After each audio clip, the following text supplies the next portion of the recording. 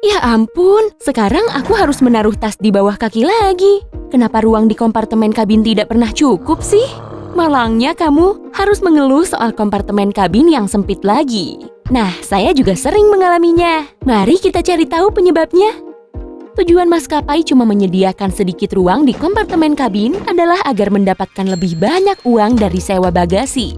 Penumpang tidak suka membawa banyak barang karena siapa juga yang mau mengantre lama untuk pemeriksaan. Jadi, selain soal uang, masih ada banyak masalah lain. Penumpang mulai membawa lebih banyak tas supaya tidak perlu membayar lebih dan repot-repot mengantre. Akibatnya, ruang di kompartemen kabin menjadi sempit. Banyak penumpang tidak mendaftarkan bagasinya karena khawatir bisa hilang. Dan alasannya jelas, dalam setahun maskapai bisa kehilangan dan mengirim jutaan koper ke tujuan yang salah. Hampir setengah dari bagasi itu pun hilang saat dipindahkan. Tasmu bukan cuma bisa terlambat dikirim ke pesawat, kru bagasi juga mungkin salah membawanya ke penerbangan lain. Dan kalau tasmu sudah salah tempat, penumpang lain bisa tak sengaja mengambilnya. Kalau ingin menemukan barang bawaanmu yang hilang dengan cepat, ambillah fotonya terlebih dulu untuk nanti diperlihatkan ke staf bandara. Kamu juga bisa membeli pelacak GPS khusus dan memasukkannya ke koper. Alat ini bisa berfungsi sampai 6 hari dan kamu bisa memakai ponselmu untuk menemukan kopermu dimanapun. Biasanya, peralatan di penerbangan jalur utama dan internasional lebih banyak dibanding pesawat regional, yang artinya ruang kompartemen di kabin jauh lebih besar. Kalau kamu naik pesawat regional yang sangat kecil, kemungkinan besar kamu harus mengantre dan tas bawaanmu harus diperiksa. Di pesawat besar, kamu bisa memasukkan koper beroda ukuran 55 cm di kompartemen kabin. Kalau penumpang lain sudah lebih dulu menaruh koper besarnya di kompartemen kabin, sementara kursimu ada di baris pertama, maka kamu harus menitip barangmu di kompartemen bagasi. Tenang, tidak perlu bayar, tapi kamu harus menunggu sampai barang bawaanmu dikeluarkan di akhir penerbangan. Suara gemuruh yang kamu dengar setelah boarding adalah suara koper yang dimasukkan ke pesawat. Karena tempatnya tepat di bawah kabin, jadi suaranya lumayan bising.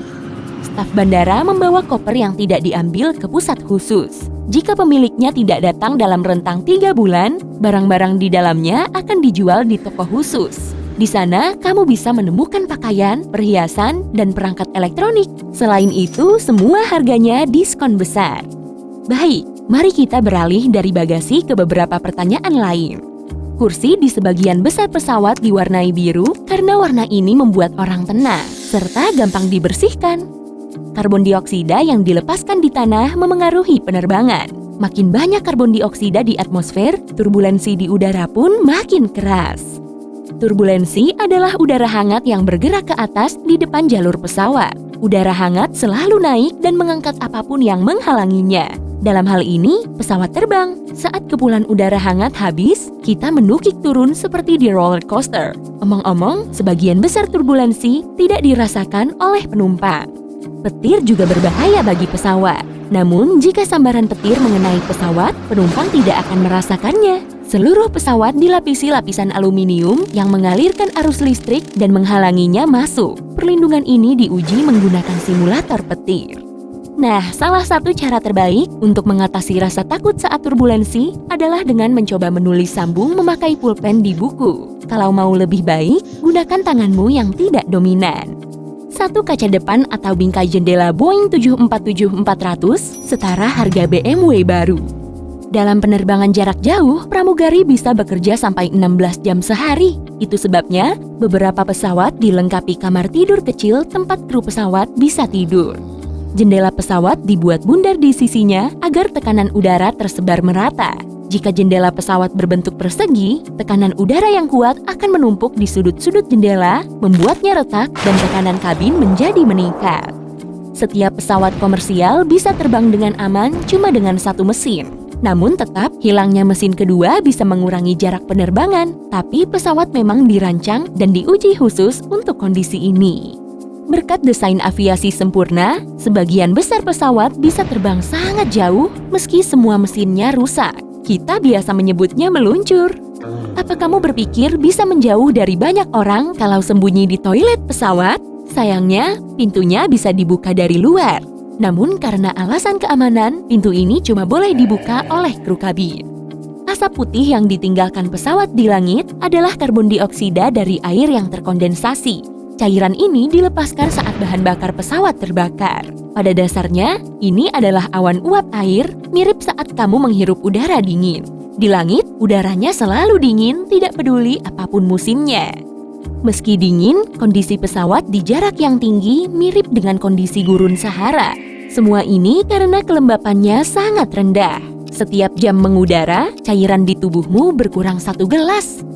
Jadi, kamu perlu banyak minum selama penerbangan. Tapi pesanlah air, jangan teh atau kopi. Air yang maskapai pakai untuk menyeduhnya di pesawat terkadang kurang bersih. Bawalah air minum sendiri atau minta botol yang masih bersegel dari pramugari. Durasi perjalananmu ke tempat tujuan tidak ada bedanya antara kursi yang murah dan mahal di pesawat yang sama. Harga kursi dipengaruhi jarak antar kursi, jumlah pelayanan, dan kualitas makanannya. Tapi kursi mahal biasanya naik dan turun terlebih dulu. Kamu menjadi lebih emosional di pesawat. Sinetron bisa membuatmu menangis dan acara lawak konyol bisa membuatmu tertawa. Tubuh kita mengalami stres dan menjadi terlalu mudah terbawa suasana karena kadar oksigen yang rendah. Bagaimanapun, kamu sedang duduk di ruang tertutup di atas ketinggian dan sangat jauh dari rumah. Alam bawah sadarmu terasa tidak aman dan bereaksi dengan menunjukkan emosi. Sayap pesawat memancarkan lampu merah dan hijau pada malam hari untuk menunjukkan arah tujuannya. Lampu hijau selalu di sayap kanan, sementara yang merah di kiri. Ban pesawat dirancang untuk menahan tekanan 4-5 kali lebih besar dibanding tekanan sebenarnya saat mendarat. Bahkan rodanya lebih mudah rusak dibanding bannya. Dalam penerbangan malam, lampu dimatikan agar penumpang terbiasa dengan gelap saat terjadi evakuasi. Kamu juga akan diminta mengangkat penutup jendela agar pramugari bisa melihat apa yang terjadi di luar dan memilih sisi terbaik pesawat untuk evakuasi. Para pilot selalu memakan hidangan yang berbeda. Tujuannya adalah untuk mengurangi risiko keracunan makanan. Penerbangan masih bisa berjalan dengan baik jika salah satu pilotnya teler akibat kekenyangan rendang. Tapi jangan sampai dua-duanya. Beberapa maskapai penerbangan mewajibkan pilotnya tidak berjenggot. Rambut di wajah bisa menghalangi masker oksigen terpasang dengan aman. Padahal pilot harus selalu sadar.